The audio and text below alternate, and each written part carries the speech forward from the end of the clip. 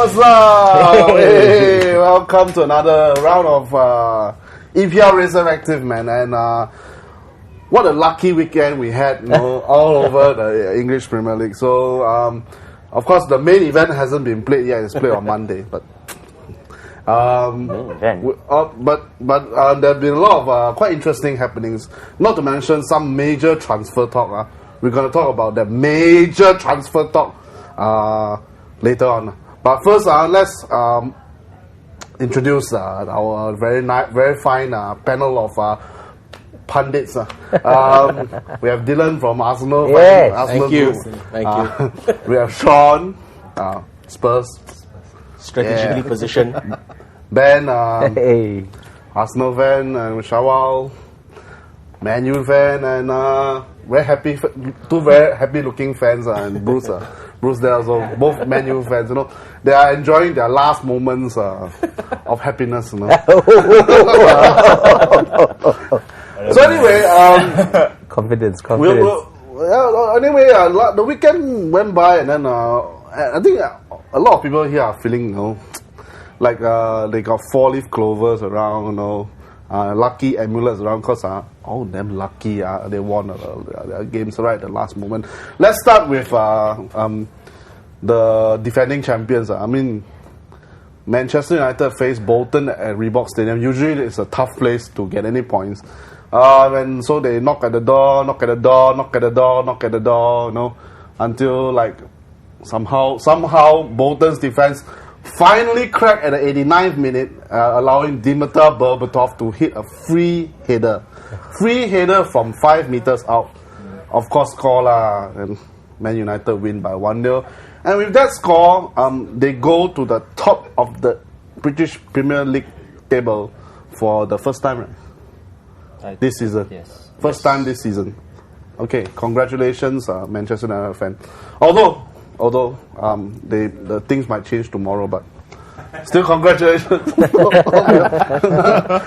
Now, Shawa, I mean, you think it's a lucky win, or do you think it's perseverance that ruled the day for Man U? Oh, that's the right word actually, because I mentioned that to you conveniently. Yeah, perseverance was key to. It's key to the last few games, the 1-0 wins and everything. I think our character is starting to show this late in the season, and now that we are finally back where we belong, I think hopefully back where we belong. Yeah, back where we belong.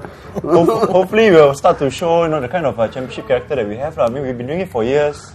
We should know what it takes to win, and let's just go on from here. Yeah, I've been hearing a lot of talk like we've been doing it for years. We should know what it takes to win. But I tell you, there's one thing really quite admirable about Manchester United. 10 games without conceding a goal. Yeah. Okay, that is downright amazing. That is downright commendable, even for rival clubs like us. So Bruce, do you think your defense is totally underrated this season? Underrated? I wouldn't say that it's totally underrated, Han Kiong, but as you have mentioned, because 10 games without conceding a goal is something worth talking about, but definitely not underrated, because football is a team game, and everybody, the whole team wins as a team, and it's a collective effort. Yeah. I think what it is everyone has been focusing on United's attack. The fact that they've 4 out of the last 5 have only been 1-0. People forget the nil and focus on the 1. Yeah. I think I was talking to a United fan, Kenneth, who's been on the show, and he was saying the point is, the offense may not be getting it quite together, but the point is they've got a sound defense. And I think, to be honest, that's a fair point, that if your defense is sound, there's always the opportunity, especially with the players United have, that you will get a goal. Don't forget that actually about almost half of the 10 games that were not considered, that the defense didn't consider, were not played by our first choice defense as well. Maybe it's because they're not played by real fans. Remember, I did say real fans was a liability. Let's look at it this way, objectively. When Chelsea had their so-called invincible season, and we're matching Chelsea's record on paper. So don't forget, Liverpool also had a 10 match. which without will concern. But probably be... of course, they didn't win anything after that. But the real invincible season is Yeah. We'll put it in the museum these days. Because it's been a long while back. unbeaten. Long while back. Anything to brag about, Sean? For what? Spurs. You can No longer the relegation Arsenal's zone. okay. Okay, no longer the relegation that's zone. not They too won bad. quite a few FA Cups. Hey, actually, no. After United and Arsenal, it's Spurs. Oh, Well even said. better than Liverpool. Yeah, for FA Cup, yes. Man, And Clive Allen, I think, still holds the record. 49 goals, right? Yeah. 49 goals. Beat that Cristiano 4 Ronaldo. 4-5-1 formation. Who? Clive? What? Clive Allen. Used to be Hey, Queen's Park Rangers. history. Queen's Park Rangers now. Dude. Before that, he was in Queen's Park Rangers. And for a short time, Arsenal. But he signed for Arsenal before the start of season. He transferred. So Oh. he really, literally, What he was that there. bad, huh? I think he was there back on the time the club was. Well, it was quite good for Spurs for one Spurs, yeah. season, 49 goals. I think I'm 86, right? Or 87 now, whatever.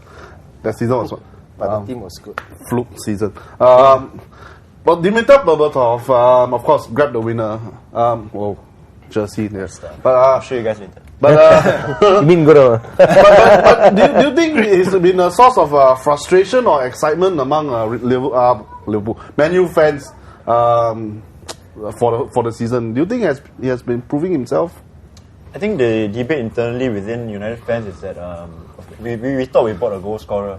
I'll be fair. I admit we thought we bought a goal scorer, but judging from performances, when you got strikers like Tevez and Rooney playing against a partnership of someone like Berbatov and Tevez or Berbatov Rooney, Berbatov adds some sort of composure and that kind of creative, that stroke of genius during matches, which is something you don't buy. And it's surprising actually, but the kind of touch he has, the kind of vision he has, the weightage of passes, it's something that's actually not really disappointing us also. So do you mean he's playing the role of, let's say, Eric Cantona or Teddy Sheringham? Yeah, we wouldn't be fair to compare him to Cantona, but somewhat similar. And but he's starting to get the goals. He's warming up to the team, warming up to the league, and not to the league. Actually, he's been in the league for a while. So he's warming up to how we are playing, and I actually haven't been disappointed that much. Which explains my printing of the shirt also, but yeah. But Berbatov, sometimes he look damn lazy. That's his lose style. the ball here, then he just walk here, walk it's there. just languid. That's his style. He's known to have this style, and often mistaken as a sulk lah. Even at Spurs, I believe he wasn't that unhappy at Spurs. It was just his look, his style, his old Bulgarian cold weather look. They just conserve energy. That's a new term I must learn, man. We already got some online comments for today. Damn good. Leave me a lot. Jesse said, "Give me time." Yeah. Come on, say yeah, man. Come on, shower. Come on. Hey, obviously you're a fan, man. Hey, Ruth Van Wong. Hey, long time no see, man. Rio is a liability? No way. And then he adds some more. Ha ha. Good to have handsome shower back. DJ is here too. Ha ha ha. Good. Ha ha ha. Jesse says hi, Hanukkah, hi, Shower, lots hi, of United Bruce. fans. Hi, he says hello. He says, hey, good to see y'all greeting all of us. Of course, we love to have y'all greet us. Greet us more. We'll greet y'all back, man. All right, man. Well, Manchester United, of course, top of the league. But they are not the only lucky team around, you see. Considering things, what things happened at Stamford Bridge. Chelsea were facing Stoke City and got themselves into a bit of a mess on 60th minute when Rory Delap scored, not with a throw-in, but quite a good goal actually. Somehow they kept knocking and scored 2 goals. The last goal, Lampard, the winner scored the winner at Lampard scored the winner at 94th minute, sparking a big celebration, big hugs and all over the touchline and all. And then you see Mr. Jing Hetman, or aka Luis Felipe Scolari. Look at that relief during the press conference. Like, this talk was very tough. This and that. Well, but still 2-1, and they are still, although they are in 3rd place right now, they are not that far behind United and Liverpool. Well, I know no fans here, but Sarah's off screen. Hi, Sarah.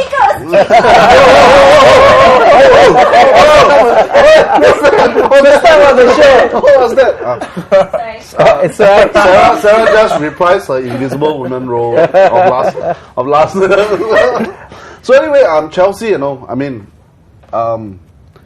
things are not going well for them, but no, they somehow eke out this win. Do you see them, you know, finally turning the corner, or do you see them still continuing to perhaps struggle here and there and not really make a concerted effort as assault, as like Man U to the top of the table? Who knows, right? I mean, the thing about Chelsea fans, I think I can almost empathize with them as an Arsenal fan. It's kind of like you think you've built a fortress in your home ground, and then after that you get all these teams coming in giving you a bashing. But I think what was interesting about this match was actually you saw Man United score a late goal, scored a winner, and then when that end, it switched straight away to Chelsea, and that was probably the best 4 minutes of football anyone's ever seen. Exactly. And then you saw another win there. But that's what makes, you know, this league interesting, I guess. I think the point. I mean, I don't know whether they've turned the corner. For me, there seems to be something more going on behind the scenes at Stamford Bridge, because I think this whole Drogba thing is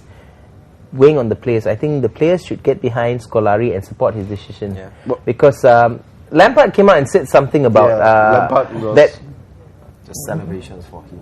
And I think, I mean, it was a good goal by Lampard, because I think the Stoke somehow he went through like the Stoke defense. It was a very good goal. Stoke players were coming clear, but he just got there, doggedness got to the ball. So credit to the man, but fat Frank Lampard there. I think it's left over from the Mourinho effect. The players you look, they're still fighting, and the grit they have are actually Mourinho's core players, correct. as seen by Lampard's late goal.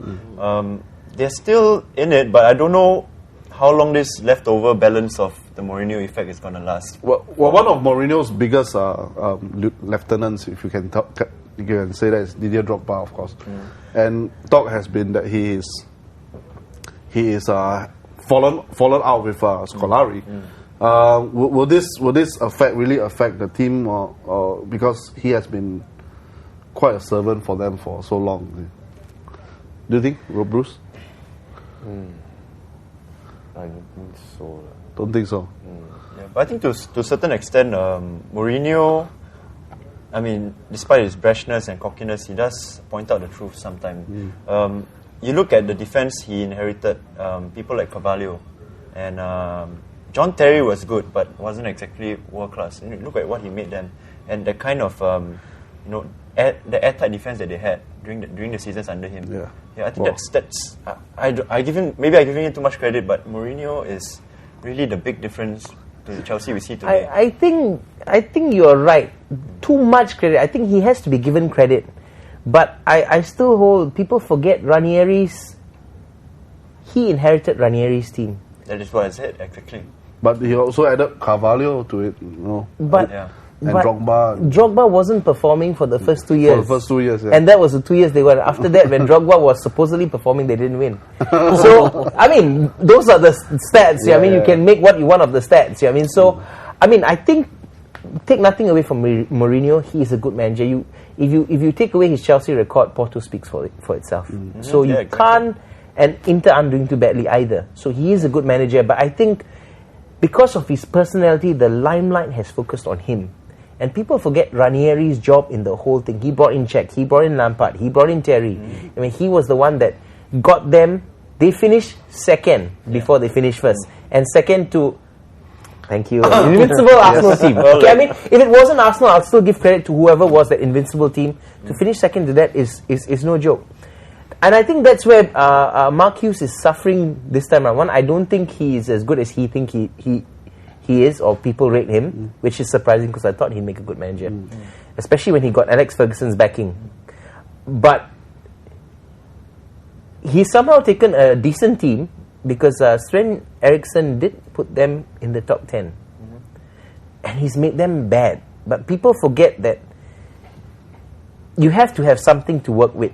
Now, even though what Sven Eriksson did was good, it still wasn't a top 4 finish. But I mean, somehow he's messed up, and they've even further down. But Mourinho had a top 2 team, a good top 2 team to work on. So with the additions brought in, it only boosted confidence. So I think that's the big thing that's missing. And again, I'm going to say this. I mean, I like Scolari. I actually like him as a manager, as much as I can't stand Chelsea. But in a way, I'm glad that it's happened, because people now look back at Avram Grant's season and think, hello, the guy did a decent job. Because when Avram Grant took over, Mourinho had left Chelsea right at the bottom. Not obviously the bottom of the table, but morale-wise, low in the table, and he took them to, well, also rents for everything. second place. For everything. Yeah. Scolari took a team fresh, pre-season, had his players in, and he's still struggling. So I think... Sorry? Plus Deco. Yeah, plus Deco coming in. So I think you made a good point that I think when you look at a manager, you got to look at the manager before, the manager after, and do an overall comparison. Exactly. Look at Liverpool, from Houllier to Benitez, no? Even though now he's a bit crazy now, there's criticizing everybody, no? Well, the way I see it, But Benitez is still a far better improvement than our previous it's manager. the way I see it, man. We big teams like that, they want to win things, and second place doesn't count for a lot. If you look at history books, second place, not much sticks around. Maybe someone like you who reads every single. We have too much time. We have too much time. The is commendable. It's commendable, but like I said, Nobody Mourinho cares. pushed second place to silverware. There's This. there's And no one Chelsea knew remembers what was this on the bench. I really had a Chelsea fan who didn't know what was this when he wanted to print his jersey when he won it. It's like, oh, what's that goal badge? It's different. Hey, Mourinho brought you that, you know. But yeah, I really think that it's also, like you said, the character and everything that brings into the locker room week in, week out. That's what Mourinho brought. And that's why it's missing today. Exactly. Scolari is a great manager, without doubt. I give him that. Yeah, but it's just maybe not right for Chelsea. I don't know. You know, eventually, no one will remember the runners-ups. We got one comment coming for Red Hey, Devil. Red Devil, welcome back. Good comment. Welcome back, man. I'll take a 1-0 win away from home anytime. As you can see this season, teams are getting harder to break down. Exactly. Look at how many draws there are with Liverpool. I'm Yep. not too concerned with the lack of goals from United. They're still dominating games and getting plenty of shots at goal. Come on, said Liverpool is gone case. They will get owned tonight. This year, Liverpool will make it 19. 19 years without United. Very smart, this bloody come on. But okay, we'll see at the end of the season. Somehow I got a feeling, you can mark my words for this, we'll trail for most of the next coming months, and then we'll pit Manchester United at the very last game of the season. Mark my words. I don't know about the last game, but I do think Liverpool, when they go to Old Trafford, will win. I don't know whether it'll affect the title, but I think they'll win. No dare down. Yeah. BJ Thomas, 19 words. January. Yeah, please do. Mark his words. 19 January. So anyway, while everybody's marking one another's words, let's go for a short break. We'll come back with more. Alright, see y'all, man.